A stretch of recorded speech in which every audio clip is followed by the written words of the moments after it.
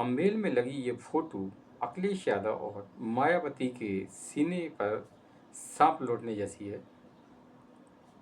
क्योंकि इस फोटो में यूपी के मुख्यमंत्री अखिलेश यादव सफाई कर्मचारियों के साथ बैठकर खाना खा रहे हैं। अखिलेश यादव और मायावती के लिए ये फोटो बहुत ही मायने रखती है, क्योंकि इस फोटो के राजनीति में बहुत ही लंबे अर्थ होते हैं। नमस्कार, संजय एक्सप्रेस न्यूज में मैं संजय शंकर गुप्ता आपका स्वागत करता हूं। प्रयागराज में 45 दिन तक चले महाकुंभ का तो समापन हो गया। समापन के अवसर पर यूपी के मुख्यमंत्री महंत योगी आदित्यनाथ जी प्रयागराज पहुंचे। प्रयागराज में उन्होंने खुद ही वहां पर सफाई की, है ना, और जो प्रयागराज के कुंभ में जो अधिकारी कर्मचारी उन्हें लगे हुए थे उन सबका धन्यवाद किया। उसके बाद में उन्होंने सब खास तौर से सफाई कर्मचारियों का धन्यवाद भी किया और उनके लिए कई घोषणाएं भी की, जिसमें कि उनकी सैलरी बढ़ाने सहित कई ऐसी घोषणाएं थी जिससे कि सफाई कर्मचारियों को बड़ा लाभ होगा। इससे सफाई कर्मचारी बहुत खुश हो गए और योगी आदित्यनाथ का धन्यवाद करने लगे। और ये प्रयागराज में साफ सफाई का काम पूरा होने के बाद में योगी आदित्यनाथ जी ने कुंभ के समापन औपचारिक रूप से किया। इस समय उन्होंने संगम तट पर पूजा पाठ भी किया। उसके बाद में उन्होंने सफाई कर्मचारी और जो भी अधिकारी कुंभ की व्यवस्थाओं में लगे थे उनके साथ मिलकर भोजन किया। सफाई कर्मचारियों के साथ में भोजन करने से सफाई कर्मचारी इतने उत्साहित हो गए थे कि वे वो योगी को धन्यवाद करते हुए नहीं थक रहे थे। जैसे ही ये तस्वीरें वायरल हुई, वैसे ही अखिलेश यादव और मायावती, यानी कि जो दलित वोट बैंक के बड़े मसीहा अपने आप को मानते हैं, उनकी बोलती बंद हो गई।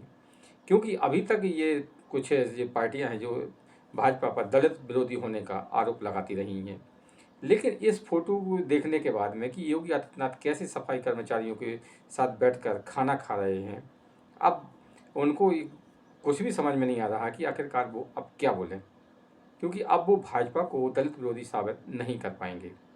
आने वाले चुनाव में भाजपा इस तस्वीर को ट्रम्प कार्ड के तौर पर इस्तेमाल करेगी, यानी कि जैसे ही विपक्ष कहेगा कि भाजपा दलित विरोधी है तो उसके सामने ये रख कर बता देगी कि अगर हम दलित विरोधी होते तो हमारे मुख्यमंत्री ये मतलब सफाई कर्मचारियों के साथ बैठकर खाना कैसे खाते।